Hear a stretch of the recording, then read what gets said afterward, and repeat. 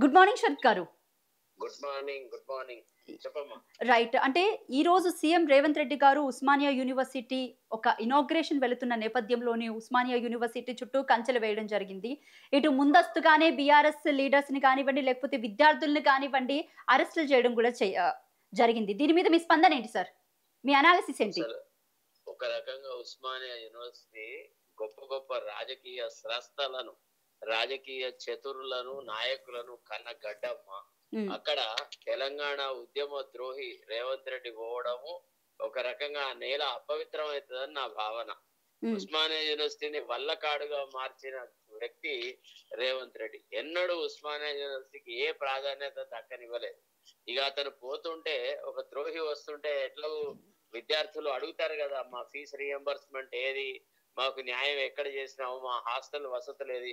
అసలు ఉస్మానియా లా కాలేజీకి హాస్టల్ వసతి లేకుండా మొన్నటి వరకు ఎంతో కొట్లాడితే ఇప్పుడు ఒక అవకాశం దొరికింది. హ్మ్. కాబట్టి రేవంత్ రెడ్డి లాంటి పిరికి పంద పోతే గట్లనే చేయాలా. హ్మ్. అందరిని నిర్బంధించి ఎవడు లేకుండా చేసి కంచెలు వేసుకొని అట్లా దొంగచాటున వచ్చి వెళ్ళిపోవడమే తప్ప, నిర్భయంగా ఛాతి జాపుకొని నేను విద్యార్థులకి మేలు చేసిన, ఉస్మానియా యూనివర్సిటీ యొక్క ప్రగతికి, ఉస్మానియా యూనివర్సిటీ యొక్క పూర్వ వైభవానికి నేను కిన్ని నిధులు ఇచ్చిన అని చెప్పుకోగలిగిన సత్తా సామర్థ్యం తెచ్చుకున్న నాడు ఆయనను ఉస్మానియా యూనివర్సిటీ వెల్కమ్ చేస్తుంది. పూర్వ విద్యార్థులుగా మేమంతా చాలా బాధపడతాం. నిన్న రాత్రి నుంచే నాకు చాలా మంది ఫోన్ చేశారు, ఉస్మానియా వాళ్ళు, అన్నా మనందరిని అరెస్ట్ చేస్తారటన్నా, అట్లనటన్నా ఇట్లనటన్నా అని. హ్మ్. చాలా బాధాకరమైన విషయం.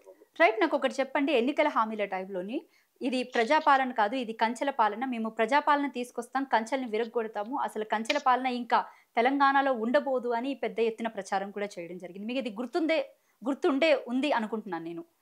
మరి కంచెలు కరెక్టేనమ్మా. చూస్తుంటే మీకు విషయం పైన రేవంత్ రెడ్డి అంత దుర్మార్గపు పాలకుడు ఇంకోటి ఎవరు లేడప్ప, పిరికి పందా.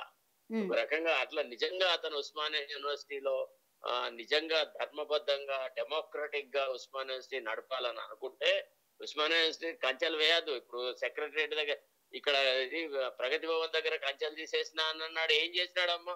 ప్రగతి భవన్ ఏమైనా ప్రజల కోసం ఉపయోగపడుతుందా? ఇద్దరు మంత్రుల నివాస స్థలంగా ఉపయోగపడుతుంది. అక్కడ కంచెలు ఉన్నా లేకున్నా అక్కడికి పోయేవాడే ఎవడు లేడు. ప్రజలు ఎవడు అక్కడికి పోవట్లేదు. అయితే ఇదంతా ఉత్త డ్రామాబాజీ. ఇతను ఏంటంటే అంత నాటకం చేస్తాడమ్మా. ఇతను ప్రజాస్వామ్యవాది కాదు, ప్రజా సమస్యలను పరిష్కరించేటువంటి గొప్ప నేత కాదు. ఇతను ఒక ఉద్యమ ద్రోహి. కాబట్టి రేవంత్ రెడ్డిని ఎప్పుడు కూడా తెలంగాణ ద్రోహిగానే చూస్తున్నాడు. రైట్. థ్యాంక్ యూ శరత్ గారు.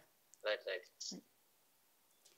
సో ఇది మొత్తానికి వాళ్ళ అభిప్రాయాలైతే వ్యక్తం చేస్తున్నారు. ఇటు బీఆర్ఎస్ పార్టీ గాని, ఇటు తెలంగాణ రాష్ట్ర వ్యాప్తంగా కొంతమంది అనాలిసిస్టులు ఎవరైతే ఉన్నారో వాళ్ళు కూడా వాళ్ళ అభిప్రాయాన్ని వ్యక్తం చేస్తున్నారు. సో రేవంత్ రెడ్డిని బేసిక్‌గా ఈ తెలంగాణ ద్రోహి కింద ఇప్పటికి పరిగణిస్తున్నారనే చెప్పాలి. ఎందుకంటే ఉస్మానియా యూనివర్సిటీకి ఇప్పటికొచ్చి ఆయన తీసుకొచ్చిన నిధులేంటి, నియామకాలేంటి, లేకపోతే విద్యార్థుల పట్ల అతనుకున్నటువంటి భావం ఏంటి అనేది వీళ్ళ మాటల్లో క్లియర్‌గా అర్థమవుతుంది.